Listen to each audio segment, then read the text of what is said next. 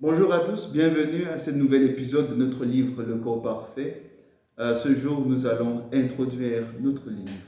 Nous sommes à une époque de l'histoire de l'homme que je qualifierais d'adolescente, caractérisée principalement par l'irresponsabilité, l'expérimentation et des troubles psycho-affectifs. Considérons les exemples suivants. Des jeunes abandonnés à eux-mêmes, confus et exaspérés à force de recevoir des éducations provenant de divers horizons, qui plongent de façon pernicieuse dans des phénomènes polémiques et scandaleux, faisant croire que c'est au nom de l'entrepreneuriat, l'argent et la célébrité, mais on se demanderait si ce n'est pas en réalité pour masquer l'arrière-goût d'amertume ou de l'odeur répugnante après être frotté à l'horreur abominable lui-même. Et là, je pense à notre cher Cabrel Nandier. On a l'impression qu'on avait affaire à un individu qui voulait réussir impérativement, qui voulait devenir riche, mais on se poserait des questions par rapport à son passé. S'est-il frotté à l'horreur abominable, à des choses atroces dans son passé, dans son enfance? Vous vous rappelez, John Franken. Et tout cela peut faire en sorte que cet arrière-goût, un peu comme le phénomène porte-à-porte, vous avez l'impression, à la suite de ce type d'événement, que vous êtes répugnant automatiquement face aux autres. Et du coup, vous vous battez pour devenir riche. C'est ce que vous dites aux gens. Mais en réalité, on se poserait des questions. N'est-il pas parce qu'il faut voiler cet arrière-goût de mertume dans vos vies, dans nos vies, parce que je ne suis pas exclu? À côté de cela, nous avons des jeunes diplômés, arrivistes ou nouveaux riches, également candidats à cette fameuse course à l'argent. L'argent, l'argent. Et à la position sociale qui s'engage dans des compromis sans retour, juste pour avoir un peu de pouvoir et savourer ne serait-ce qu'un tout petit peu cette fameuse sensation de je maîtrise, mais hélas de courte durée et catastrophique. Et là, je m'adresse à tous ces larbins, j'ai pas meilleur mot, sans pour autant vouloir être offensif. Mais il y a ces personnes-là qui veulent le pouvoir à tout prix et ils sont chez non pas des chindas, ça veut dire qu'ils sont des suiveurs et ils veulent tout le temps, ils sont au flair de tous ceux qui ont le pouvoir et ils sont prêts à lécher les bottes de ces individus-là pour avoir un certain privilège, malheureusement de très très courte durée. À côté de cela, nous avons des jeunes femmes cherchant désespérément à se marier avec l'homme idéal. Vous voyez, c'est à peu près en vogue sur les réseaux sociaux. Hein, avec un bel homme qui va leur faire des câlins au lit, qui va les amener au restaurant, qui va les financer par-dessus tout, leur procurer une vie décente sans vouloir payer les prix. Ça coûte cher, madame, ça coûte cher pour avoir ce type d'individu. Pourras-tu le contenir? Pourras-tu le garder dans la mouvance afin qu'il puisse atteindre ses objectifs? Et ça nécessite de l'attention. Et avant cela, ça nécessite une personne qui a la ressource, une personne forte. Tout comme ces messieurs seuls peu labourés, ces femmes célibataires relativement âgées qui se mettent la pression plus que jamais pour enfanter, en boycottant toutes les étapes certes banales, mais nécessaires prévues par mère nature pour une fertilité optimale. Voyez-vous, de par mon expérience, je me suis rendu compte que de plus en plus, nous avons ces personnes-là avec ces problèmes de fertilité. Et quand on regarde la démarche thérapeutique pour aboutir à cela, on se rend compte que beaucoup d'étapes ont été boycottées. Là, je parle médecine. Beaucoup d'étapes n'ont pas été suivies afin de découler au diagnostic et au traitement. Et à l'issue de cela, elles sont plongées dans l'embrouille médicale. Et pour la plupart, je pense, ont eu juste un problème de procédure médicale. Raison pour laquelle, à ce jour, la situation est irrémédiable. Relativement, je vais dire ainsi. Encore plus tristes sont ces femmes de la trentaine, en dépit de leurs grands airs de suffisance, sont plongées dans une anédonie abyssale suite aux relations qu'elles entretiennent avec les serpents, à l'insu d'Adam et le père, tel qu'Araba, la sorcière. Vous avez sûrement vu le film Kirikou. Nous allons citer Kirikou tout le long de ce livre parce que j'ai l'impression l'histoire que nous vivons ressemble très étroitement à l'histoire de Kirikou. Et donc, nous faisons face, ou du moins nous découvrons de plus en plus le phénomène de ces femmes qui se sentent glamour, qui apparaissent généralement glamour, toujours maquillées, voyez-vous, et elles bondent les surfaces des réseaux sociaux et elles ont l'air impénétrables, d'une froideur glaciale du pôle Nord. Et là, sur une perspective médicale, j'ai plus l'impression qu'elles cachent beaucoup de choses. Beaucoup de choses. Peut-être c'est dû à des relations, voire même incestueuses qu'elles entretiennent avec l'horreur abominable. Questionnement.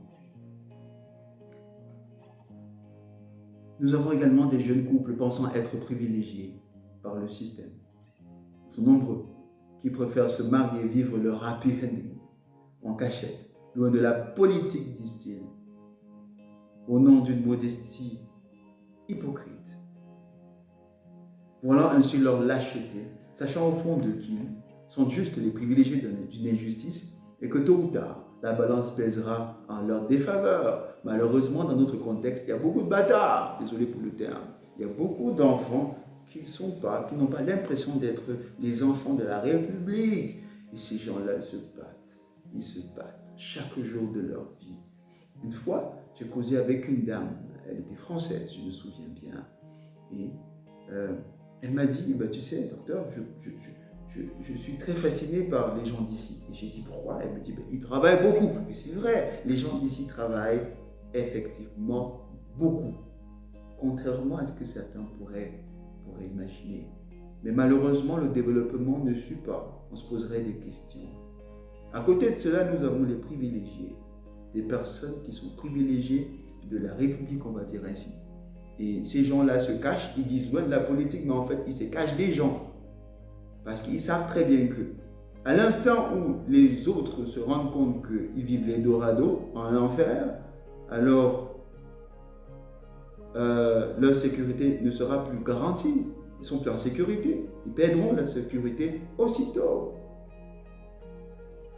Sans compter ces mères rongées de peur, terrifiées par l'idée de savoir qu'un jour, elles devront regarder leur fils cheminer vers leur pire cauchemar. Meurtries par l'idée de ne pas vouloir les aider, certains décident d'embrigader leurs enfants dans le jardin d'Éden, oubliant que les serpents s'immiscent aussi à l'intérieur des jardins. Tandis que d'autres veulent éjecter leurs enfants vers d'autres horizons, plus défavorables, au point de les déraciner de leurs origines véritables et en faire des esclaves sous d'autres cieux, une fois de plus. Donc, on voit encore une fois de plus ce phénomène de mère qui dévore les enfants. C'est une phrase de Jordan Peterson, les mamans qui dévorent les enfants, qui ne peuvent pas, peut-être par défaut affectif, qui sait, on va essayer d'épiloguer sur cela par la suite du livre. Nous n'allons pas oublier les pères beaucoup trop lâches pour assumer leurs responsabilités, devenant ainsi experts en lavage de mains, suivant l'exemple de Ponce Pilate, face à l'injustice que vivent leurs progénitures. Des familles profondément corrompues, s'affichant politiquement sans tâche, beaucoup d'élégance, mais rongées par l'ennui et l'envie de se déchirer, se consolant avec des slogans mensongers tels que « on va faire comment ?» C'est ce qu'ils disent à tout le monde, ils n'y croient pas. Il faut supporter, on dirait une chanson. C'est à cause de ces enfants que je reste un mensonge de plus, ainsi de suite, transformant leurs enfants non pas en hommes libres, surtout pas, mais en enfants gâtés et tout tristement des boucs émissaires. Ces derniers condamnés à être des véritables béquilles générationnelles pour le maintien d'une stabilité familiale éphémère. Ces griots pessimistes, enchaînés à vie par leur compromission tels des prisonniers, handicapés face au déroulement des événements et incapables d'imaginer un futur glorieux, se contentent de vivre dans le passé. Les moins défaitistes sirotent leur bière en se racontant, à notre époque, convaincus qu'ils ont déjà exploré leur plein potentiel, tandis que d'autres chantent l'anti-exode vers le retour impossible sur les joutes de nos traditions ancestrales. Les plus courageux critiquent le système.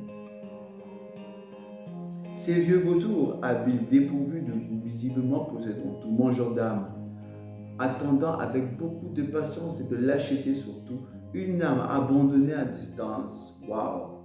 Cette âme naïve, pleine de vie, incontournable pour la jouissance des biens de ce monde, paraît-il, ou du moins des âmes potentiellement capables de rendre leur vie moins insipide. Et finalement, les crises économiques, politiques et culturelles que subissent non seulement notre pays, mais le monde entier frappent au grand jour les hommes, les anges et les vautours. Bicopa, Cabral, Francis Cabrel, ouais, Francis Cabrel, j'allais dire Cabral, Francis Cabrel, malgré les avancées dans les différents domaines d'intellect. Voilà. Alors, nous sommes comme ça. Ou sommes-nous comme ça? Je vais plus s'interroger. Dans ce contexte de grand corps malade, on pourrait voir ça à travers cette perspective. La recherche de l'utopie d'un monde idéal en perpétuité semble être la quête de chaque être humain, animant ainsi son existence. Dans cette quête désespérée, les êtres humains ont pour habitude d'accumuler tout ce qu'ils voient sur leur passage en termes de privilèges. Nous appelons ça la kleptomanie, c'est-à-dire vouloir accumuler pour rien, que ce soit de l'argent, les biens, nourriture, terrain, etc., tel un schizophrène, ne sachant pas ce qu'ils cherchent. Dans les cas les plus extrêmes, ils sont même prêts à tuer ou à se donner la mort au nom de la recherche d'une cité adventiste jamais trouvée, malheureusement. Cette recherche comparable à une chasse au vent, toujours vaine, pourrait expliquer certains comportements avides, morbides, sordides, ruinant la société passant par la cellule de base, l'individu, ou dirais-je, le corps de l'individu.